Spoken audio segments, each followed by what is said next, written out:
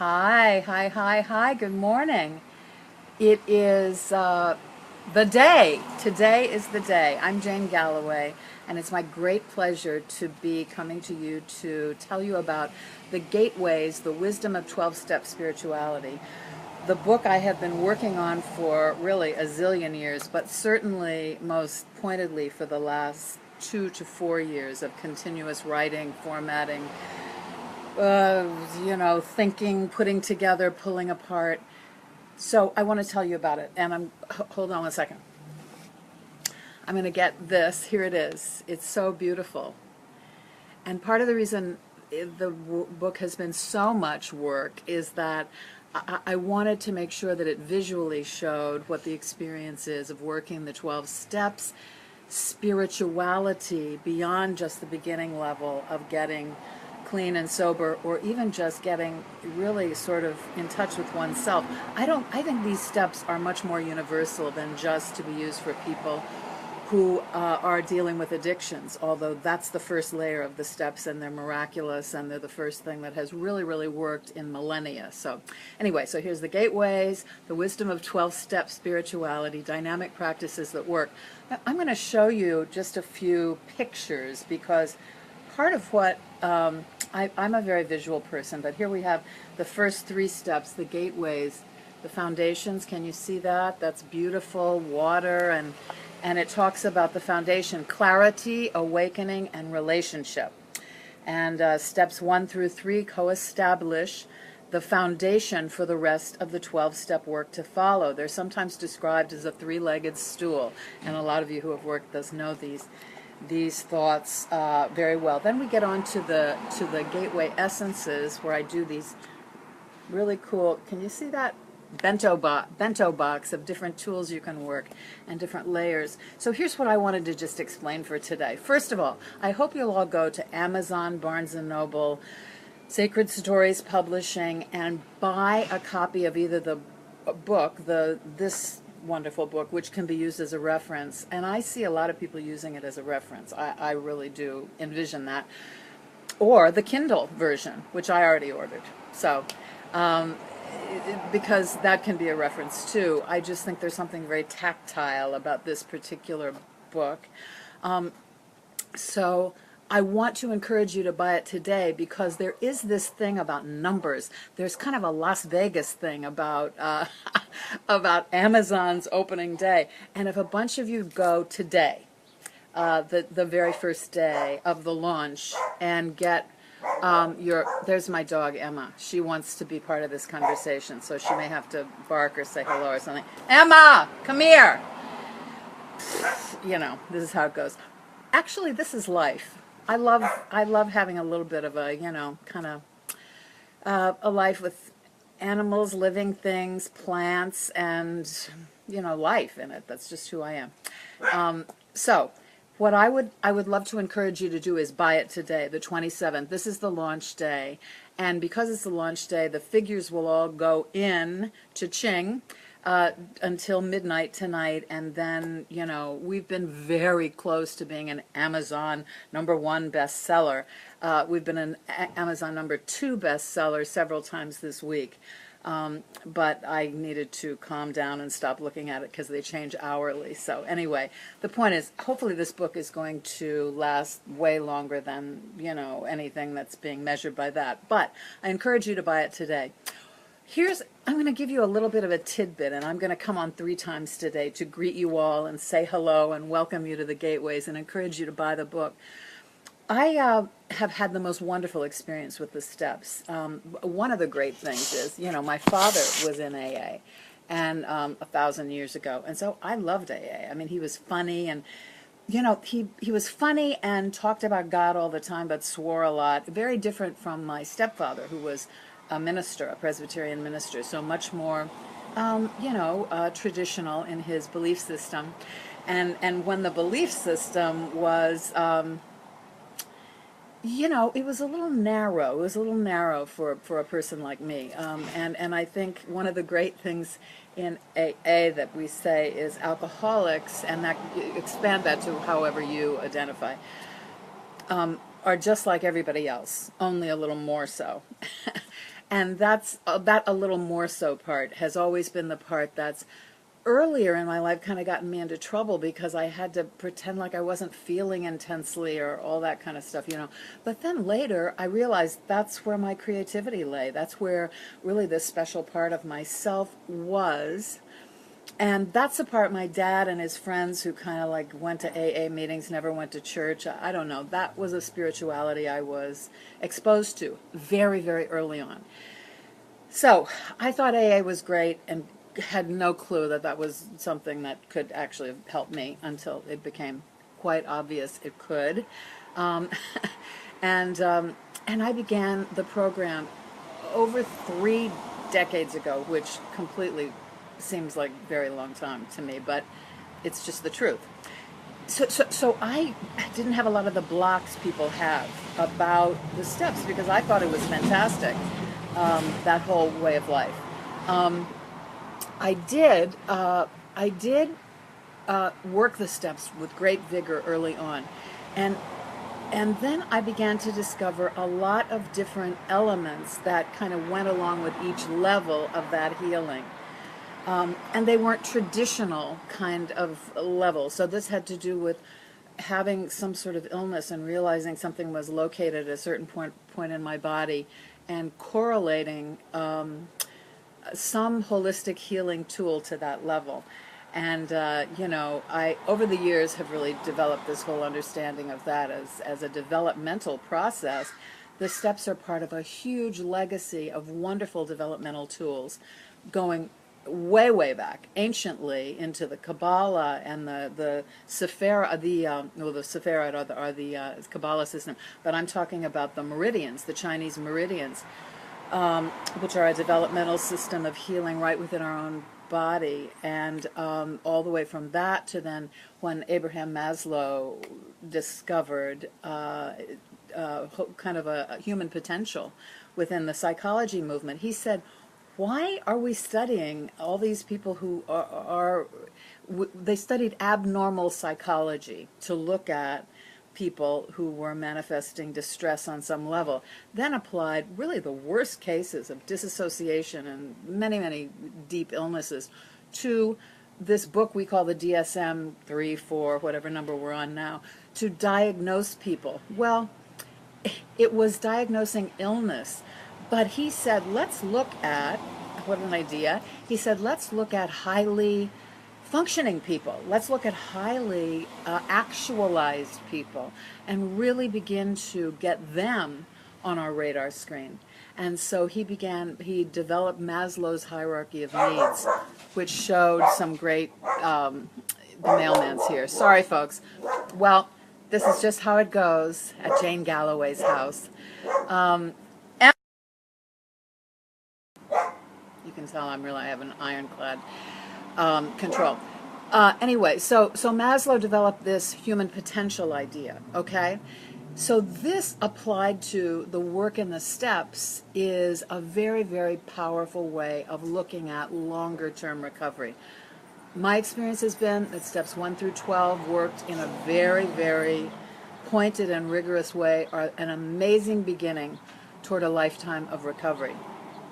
What I have seen over the years is that nobody in the beginning of the creation of these 12 steps expected to have 20, 30, 40, 50 years of living sober. And so there's a point at which things kind of stopped at step 11. It says, sought through prayer and meditation to improve our conscious contact with God as we understand God, praying only for knowledge of God's will and the power to carry that out. Okay, then boom, 2 seconds later it says, having had a spiritual awakening as the result of these steps.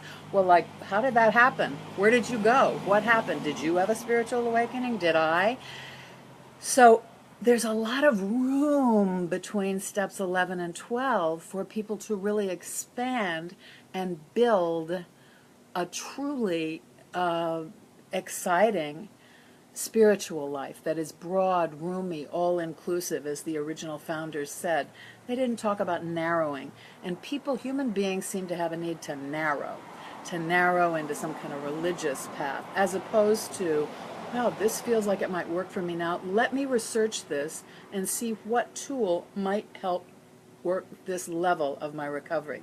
So, over the years, as I began to say, I've worked with many people in recovery from addiction and also in recovery from many other things. Women who have been coming back from very troubled and troubling situations in their lives, and people who are on the fringes of what we understand as the mainstream. So many people who were kind of trying to understand their role in the society. So not just addicts, but people that really resonated to these 12 steps. And so I've worked with them and realized that people are doing this thing now of relapsing.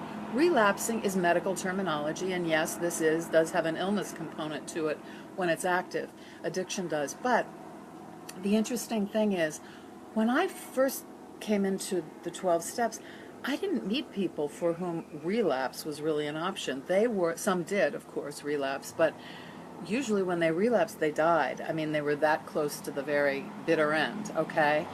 So now it's become kind of part of a culture, and what I have observed over the years of practicing these steps and principles and kind of a technicolor method, utilizing the very, very basic principles, almost in a homeopathic sense of the steps. So in other words, the first one says, we admitted we were powerless over, fill in the blank, that our lives had become unmanageable. So I deal with the idea of power. Like homeopathy will give you a little bit of what your illness is so that you can develop a strong immunity to that. Well, so we deal with the idea of power. Power. What is authentic power? What does it mean in our lives? We all need power. We wouldn't get up and walk around and do our day if we didn't have power. So, okay. So we deal with power, and then we kind of put it in the context of a whole body developmental, body, mind, spirit system, utilizing a chakra, a musical note or two or three, a gemstone, a function based on the Chinese meridians. So we have a lot of different things on this grid that we're calling the gateways, which allow really holistic dimensional work to be done. You know, the thing is, Eckhart Tolle talked about the etheric body, and this is the aura, or you can see in wonderful Renaissance paintings, and many people who are very tuned in can even see auras. There is work dimensionally outside of what we just perceive as the physical, and so a lot of this work happens on that level. So this is support for the next level of recovery. We talk about in the book about essences of flower remedies, a yoga posture that goes best with each level of your developmental growth. And as I was saying in an interview the other day, you know, people who work the program is kind of the vernacular there. You know, sometimes we'll say to each other, well, what step are you working? And so, in other words, this isn't just a linear thing where you just go forward and you're done. Sometimes you're sort of dealing with step 3, which is making a decision. That's always a powerful thing, to turn our will and our lives over to the care of God as we understand God, right? So, okay, so what goes along with that? So, ta-da, there is Gateway Essence 3, and we have all kinds of wonderful tools for people to move forward. Here is my key concern and the reason it seemed that this book needed to come forth. I say it that way because I've been creating this or writing this down for so many years. Finally, somebody said, we need to know what works for you. And I said, oh, well, very easy. It's the 12 steps and all of these other complementary tools. And so I began writing it, and the book really wrote itself, okay? But so the reason for this is that I have felt for many years that there are a lot of people who, here's a phrase, in the program of AA it says, this is a bridge back to life, okay? So I have perceived many, many, many people camping out on that bridge, building like a tent, a structure, all these rules about, you know, sponsorship and this, and my home group is that, all this stuff that's basically folklore. I had a wonderful teacher when I was getting my credentialing as a counselor who made us read the beginning literature over again. And she said, you see, none of that stuff's in there. Wow, what a shock. So I see a lot of people create some sort of not quite back to life structure and become denizens of their version of life, which is just the program. I believe, through my own experience and through perceiving others, that there's something about a block at step 11 and not being able to find a myriad of spiritual paths at that level that keeps people from really being able to grow into what the literature also says is happy, joyous, and free, and having little dogs chirping around here and stuff, having a full life. And there's something that's keeping people from that. I perceive that a lot of it is a rigid spirituality that's imposed on people.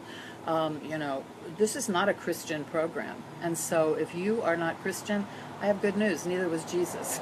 He never heard of Christianity. He was a Jew, or an observant Jew. So, but there are also many, many other tools. And so this, I really created through my own experience and through allowing this to come through me, many options for exploration that can really accompany you across that next step, so that yes, we help others, which is in step 12, but we also move into life and we really live life and become fully recovering people. And I think this is pretty much a cool gift to give to the world. So I hope you enjoy these practices. I really hope you buy the book. Isn't that a beautiful cover? Because this is how I see this so much. You kind of come through this tunnel of, a lot of the inner work, and then, wow, it's a big opening. Yes? So I thank you. I thank you for tuning in, and I encourage you to go to Amazon. If you haven't already, if you could go today, it would be fantastic, because our numbers will cha-ching, cha-ching. The reason you want that, obviously, everybody wants to be number one, everything. But I think it drives you to the top of the list on Amazon, meaning that then when people go under 12-step spirituality or anything like that, this book will pop up sooner. And we want this to be available to as many people as possible. So Jane Galloway, author of The Gateways, The Wisdom of 12-Step Spirituality. This is published by Sacred Stories Publishing. Reverend Patricia Brooks, wonderful company. Also, I'll be beginning a podcast trying to teach some of these basic concepts. I'm very eager to hear your thoughts and comments. I have a lot of work in here about, and I think I'll talk about it on the next one. I'm going to do 3 of these today. I actually woke up with a panic attack thinking of having to do this Facebook Live, so please don't criticize me too much. But the next thing is, I think it's really good to look at what it's like to try to be a woman and be an alcoholic. It's so tacky and creepy, and you have to hide it a million ways. So, there are a lot of different levels that this book speaks to. There are a lot of men out there talking about what recovery and long-term recovery looks like, feels like, from the spiritual angle. I don't know too many women hooked in with the steps. I know people who are doing yoga and doing Buddhism and all that, all of which is extremely welcome. Mine ties really, really closely in with the steps and then carries us deeper, deeper, deeper, deeper. So it's a deeper rendering of the steps. Anyway, everybody have a great day. Happy birthday to the Gateways, the Wisdom of 12-Step Spirituality. And I'll see some of you guys later, or you'll see me. Thanks so much for tuning in. Bye-bye.